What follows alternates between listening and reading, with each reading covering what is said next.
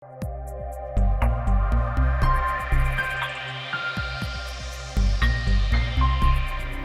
yang baik, terima kasih. Tuhan Yesus, terima kasih. Roh Kudus, kami bersyukur karena Engkau hadir di tengah-tengah kehidupan kami. Terpujilah Engkau kekal selama-lamanya. Di dalam nama Tuhan Yesus kami bersyukur dan kami berdoa. Haleluya. Amin. Ya, shalom Bapak Ibu Saudara sekalian. Saya mau ngajak kita buka satu firman Tuhan. Matius pasal yang ke-13. Ayat ke-14 mulai.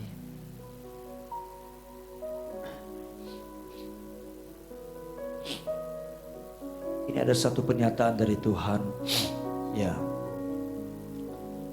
yang pernah dinubuatkan oleh Yesaya. Dan ini seperti ada sesuatu yang sangat aneh. Kalau kita perhatikan saudara, maka ini sepertinya tidak seperti yang kita bayangkan apa yang menjadi kehendak Tuhan saudara. Saya akan bacakan buat saudara, dikata begini. Maka pada mereka genaplah nubuat Yesaya yang berbunyi, kamu akan mendengar dan mendengar, namun tidak mengerti. Kamu akan melihat dan melihat, namun tidak menanggap.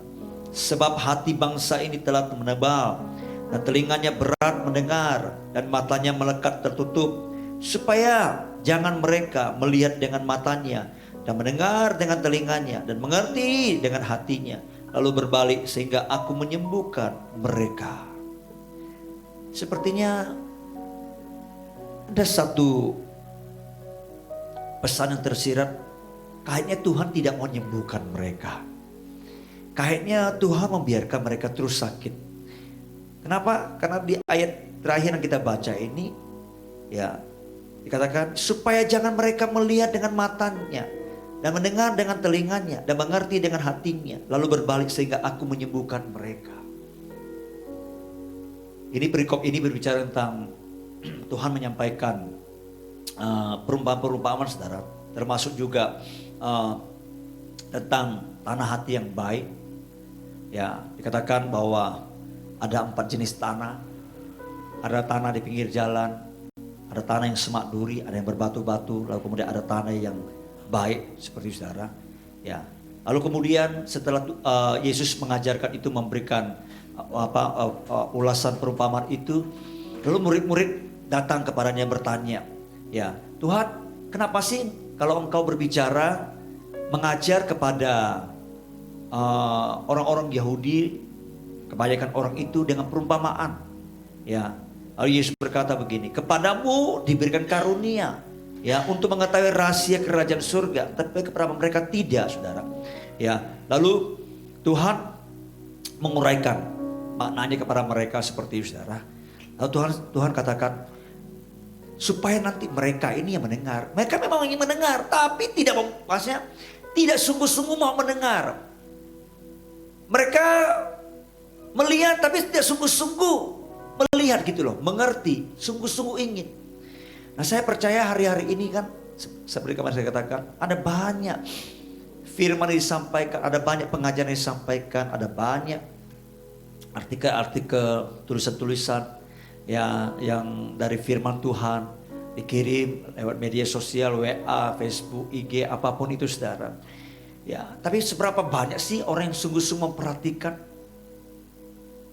Dan ini ada satu hukum prinsip yang berlaku, saudara. Di dunia teologi ada istilah predestinasi, saudara, penetapan Allah. Ya. Dan dikatakan apapun yang terjadi itu ada penetapan Allah di situ. Orang ada yang ditetapkan untuk binasa. Kalau kita belajar tentang hukum atau prinsip teori ini, saudara, penetapan Allah sepertinya Allah itu kok jahat banget.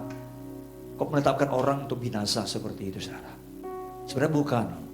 Ya, kalau kita pahami benar, Allah ingin menyelamatkan semua orang. Itu firman-Nya, itu kehendaknya. Tapi pilihan, keputusan dari manusialah yang menentukannya. Bukan Allah yang menentukannya. Karena Allah tidak ciptakan kita seperti robot, saudara. Ya, nah, kenapa ada orang memilih, ya, sampai-sampai mereka kok susah untuk berbalik, saudara. Kemarin saya lihat sebuah video, ada seorang dosen, dia dokter, saudara, dokter ya di Amerika Serikat, di sebuah universitas yang mungkin perguruan tinggi yang ternama juga. Lalu satu kali dia mengalami satu peristiwa, istrinya meninggal.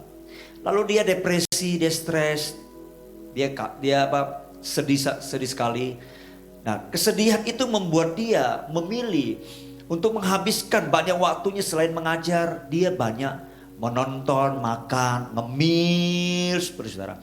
Tanpa dia sadar saudara, berhari-hari, berbulan-bulan badannya itu mulai besar. Mulai besar saudara.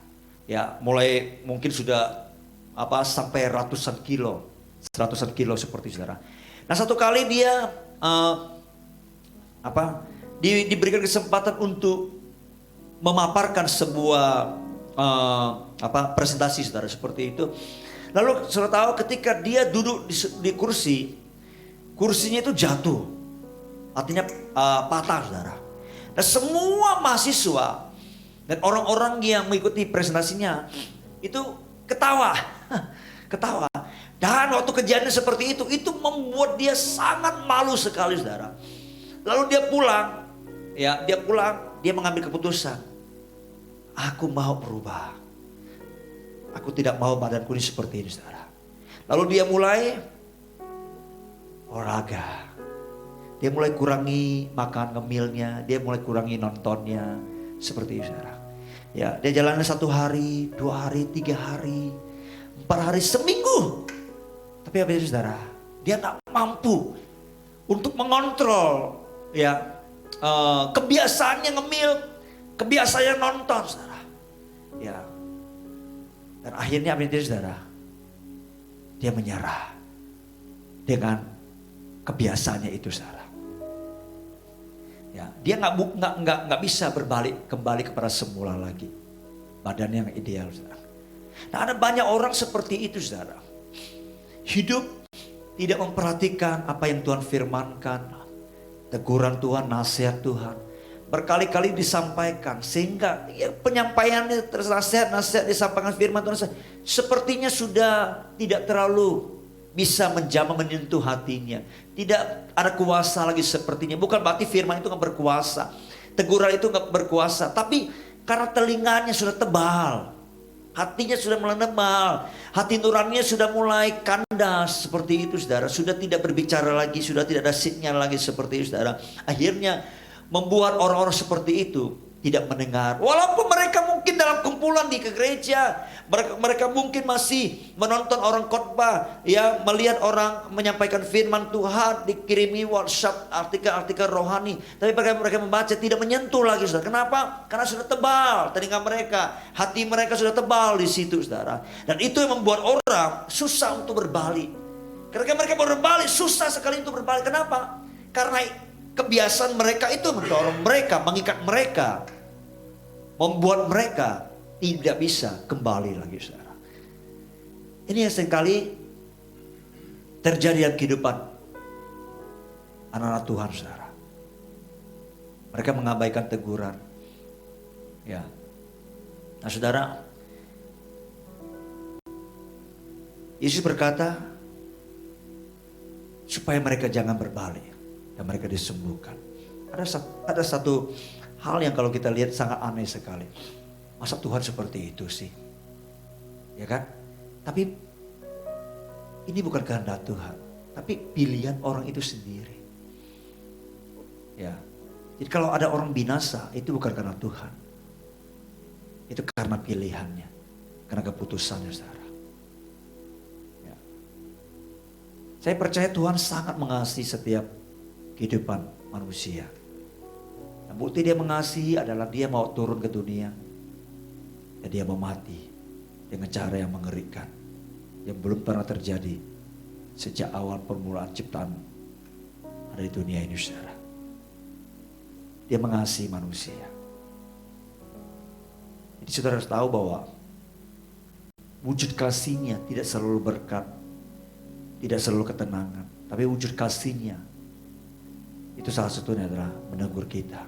Dia bisa izinkan masalah, dia bisa izinkan pergumulan, dia bisa izinkan penderitaan terjadi. Itu semua sarana. Tapi satu hal yang dia mau adalah, adakah kita mau mengambil keputusan sungguh-sungguh berbalik kepada dia, saudara? Ya. Nah, satu kali di TV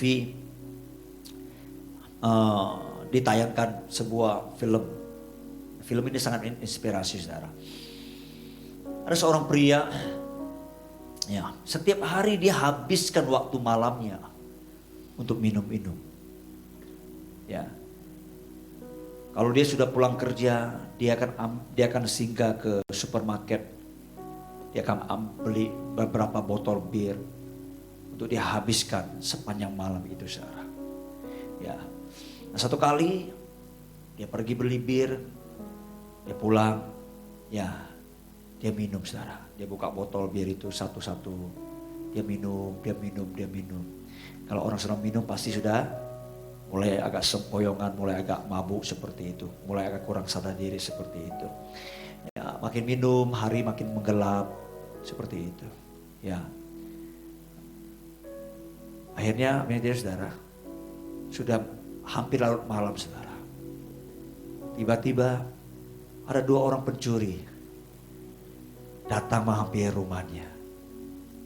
Ketika 2 penjahat ini melihat dari kaca jendela melihat ke dalam, melihat seorang yang lagi sempoyongan, ya, terlelap, ya, tidak bisa, mungkin sudah tidak sadarkan diri.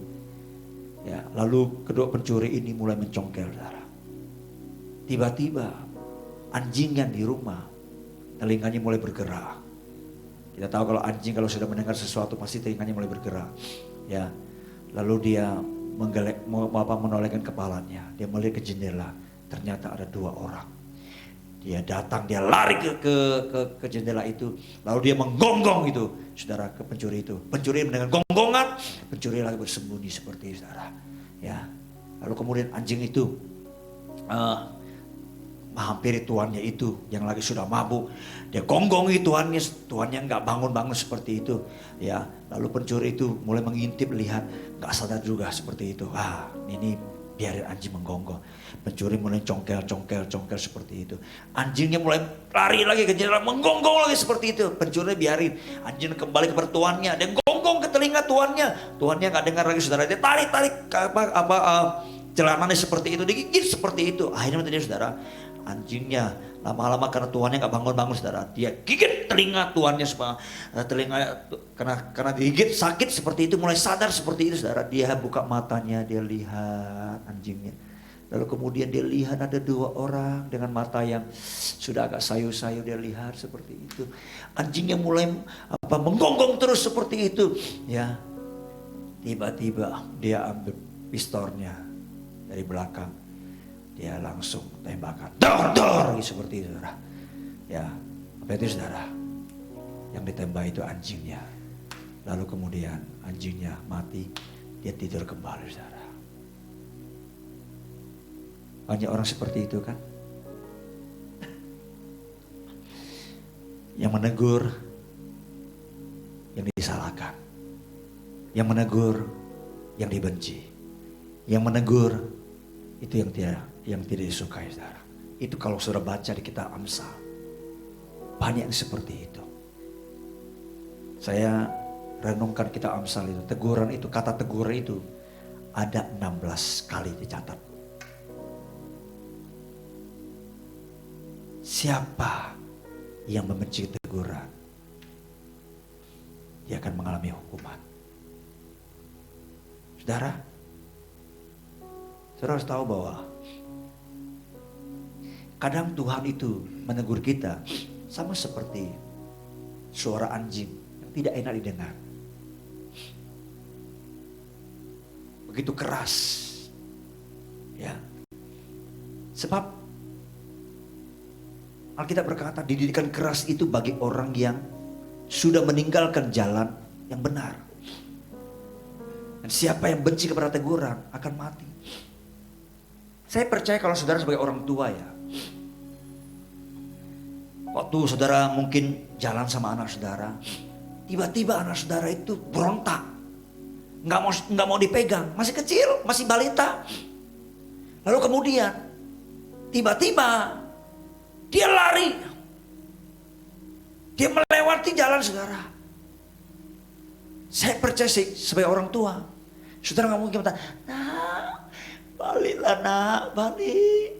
Kembali kepada papi, kembali kepada mami. Gak mungkin dengan suara yang lembut. Saudara akan teriak, nah, jangan lari. Saudara akan teriak sekencang-kencangnya. Supaya anak saudara itu berhenti, kembali. Saya percaya saudara. Tuhan kalau menegur yang keras, ya bisa lewat situasi yang tidak enak. Bisa lewat khotbah atas mimbar, bisa lewat hamba-hamba Tuhan. Saya percaya tujuannya adalah supaya saudara saya itu berbalik. Kalau dia masih menegur, itu artinya dia sangat mengasihi. Itu artinya dia masih peduli saudara. Tapi sangat disayangkan akhir zaman firman Tuhan berkata, kedurhakaan akan bertambah makin banyak. Kasih kebanyakan orang menjadi dingin. Tahu durhaka? Durhaka itu artinya berontak. Tidak nurut. Saya percaya kalau semakin banyak firman Tuhan yang Tuhan sampaikan kita dengar, biarlah bukan membuat hati kita makin keras, tapi membuat hati kita makin lembut, makin nurut saudara. Tapi ada orang diberikan firman, disampaikan, makin keras hatinya saudara. Alkitab pernah mencatat Firaun, Musa datang sampaikan firman, biarkan bangsa itu pergi, biarkan mereka beribadah. Makin keras hatinya. Ditunjukkan mujizat Tuhan, makin keras hatinya. Bukannya sekali, dua kali, sampai 10 kali. Ketika kematian terjadi, dia baru mau bertobat. Itu pun sudah telat. Anaknya sudah mati. Banyak anak-anak Mesir yang sulung itu mati. Tapi apakah orang harus tunggu seperti itu baru berbalik kepada Tuhan, baru mau nurut saudara? Sama seperti Yunus. Tuhan sampaikan, tapi hatinya keras. Makin jauh, makin jauh. Tuhan proses. Dia mesti, kalau kita lihat, istilahnya itu dia harusnya sudah meninggal.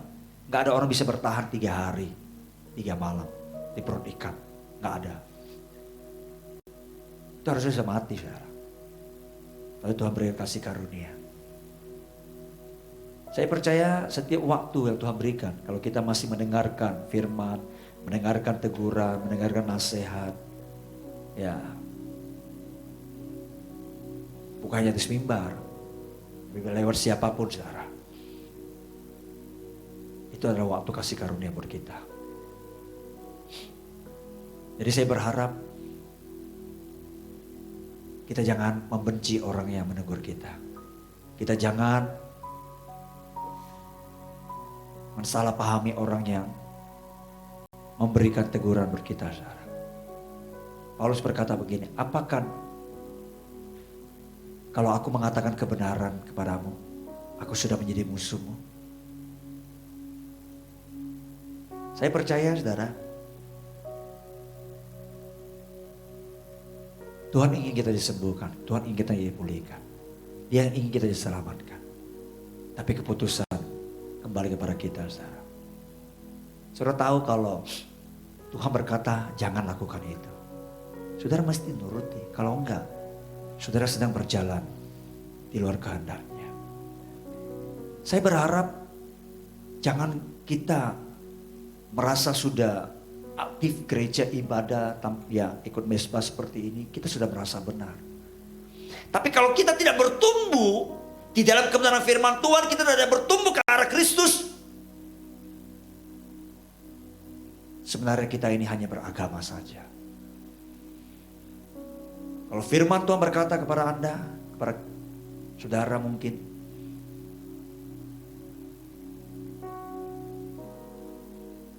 Jangan melakukan itu. Tidak sesuai firman-Nya.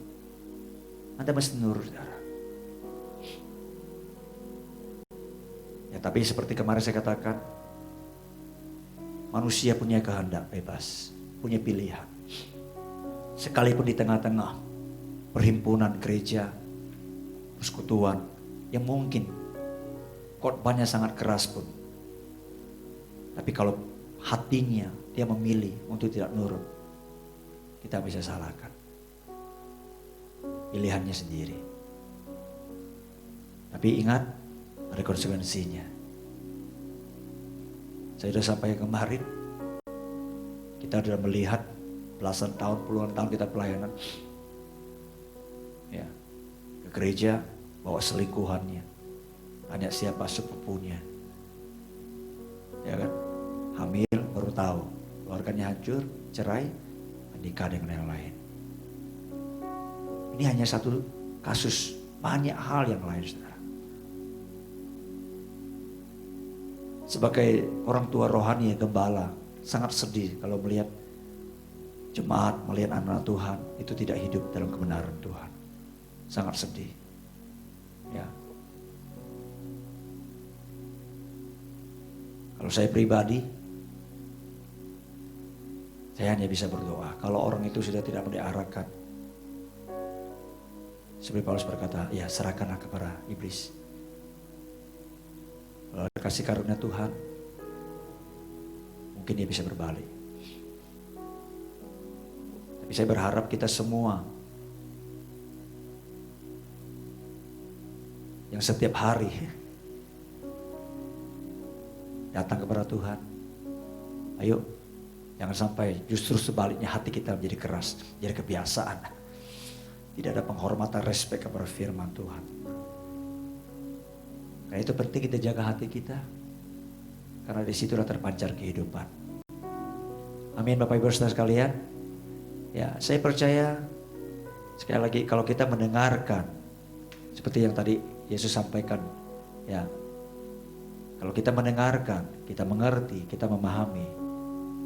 Tuhan berkata kalau kita berbalik, Tuhan sembuhkan kita lah, Tuhan pulihkan kita lah. Ya. Haleluya. Sekali lagi, kalau kita dengarkan teguran keras, biarkan kita sungguh-sungguh meresponinya. Tapi kalau kita tidak merasa sesuatu yang menyimpang, mungkin ditegur itu waktu disampaikan mungkin seperti di khotbah dan mimbar, mungkin bukan untuk kita, mungkin untuk seseorang. Tapi kalau hati kita nggak terjaga, kita bisa salah paham dengan khotbah itu, kita bisa berasumsi yang salah, saudara. Saya berharap kalau kita tidak merasa ada sesuatu yang salah, berarti kita harus berdoa, Tuhan, terima kasih. Kalau hambamu ini, anakmu ini, tidak ada hal yang memang disampaikan firman itu bukan teguran untuk hambamu ini. Mungkin untuk orang lain, untuk saudaraku yang salah satunya di sini. Anda perlu berdoa, lembutkan hatinya. Supaya apa? Supaya saudara juga seirama dengan kehendak Tuhan. Berjalan sesuai dengan kehendak Tuhan, supaya orang itu yang Tuhan sampaikan firman itu berbalik kepada Tuhan. Ya, saya berharap ketika kita berhimpun dimanapun di tengah-tengah ibadah, saudara, jangan asik sendiri, ya, tapi kita bisa memperhatikan selain hati kita, hidup kita, tapi juga dengan orang lain. Saya setiap hari kalau ada pengkhotbah, yang khotbah atas mimbar, saya di belakang gereja, saudara ya. Saya melihat setiap jiwa-jiwa, saya berdoa, saya bahasa roh, saya lihat kadang orang ngantuk, Tuhan tolong dia, supaya firman-Mu tidak lewat begitu saja. Saya lihat orang asik ya dengan sesuatu hal yang tidak fokus kepada firman. Saya doa, saudara. Ya, mungkin kalau saudara mau tahu, yang paling tahu itu ada orang di sebelah saya. Ya, kalau duduk bersebelah dengan saya sering doa bahasa roh, Tuhan, supaya mereka itu jangan lewati firman-Mu hari ini. Kesempatan mereka mendengarkan. Sebab kalau kita dapatkan firman itu, kita sepakat dengan firman itu. Tuhan berkata, ya, berjalankan dua orang kalau belum berjanji, kalau belum sepakat. Kalau kita dapat firman, kita sepakat dengan firman-Nya. Begitu kita terima firman-Nya, ingat firman-Nya tidak pernah gagal. Firman-Nya pasti akan berhasil, tidak peduli kondisi apapun. Begitu firman-Nya kita terima, saudara, ya, maka semua unsur, semua fasilitas, semua hal-hal yang akan mendukung firman itu bertumbuh, berakar, dan berbuah, menghasilkan sesuatu yang sesuai dengan kehendak Tuhan, maka akan datang mensupport firman itu, saudara. Dia akan menarik semuanya itu. Entah ketika saudara doakan sebagai firman, mungkin ada pemulihan, mungkin ada terobosan firman yang mungkin dikatakan, saudara mungkin sedang mengalami kekurangan, Tuhan berkata ada kelimpahan bagi hidupmu. Ketika saudara percaya itu, saudara hidupi itu, maka saudara bisa mengalami hal-hal yang spektakuler yang mungkin di luar pikiran manusia. Karena Tuhan akan menarik semua unsur, akan mendorong untuk menjadikan firman itu pasti berhasil. Dia bisa ngirim orang yang tanpa saudara sadar, memberkati saudara, memberikan saudara mungkin modal atau apa, kita nggak tahu. Tapi yang penting, ketika kita sepakat dengan firman itu, maka firman itu akan bekerja semua. Sama seperti ketika kita taburkan benih, maka semua unsur di tanah yang dibutuhkan oleh benih itu untuk bertumbuh, maka akan datang, saudara. Itulah kekuatan firman itu, saudara. Sama seperti ketika Ishak, dia menabur di tengah-tengah paceklik, di tengah-tengah musim kering, di tengah-tengah musim kemarau, saudara. Dan dia bukan seorang petani, tapi dia dengarkan firman. Dia itu hidup seperti bapaknya, nomaden, berpindah-pindah jadi gembala. Ya. Tapi ketika dia dengarkan Tuhan berfirman, jangan pergi ke Mesir, jangan pergi kemana-mana, tinggal di negeri ini. Dia dengarkan itu, sebab kepada keturunanmu lah negeri ini akan diberikan.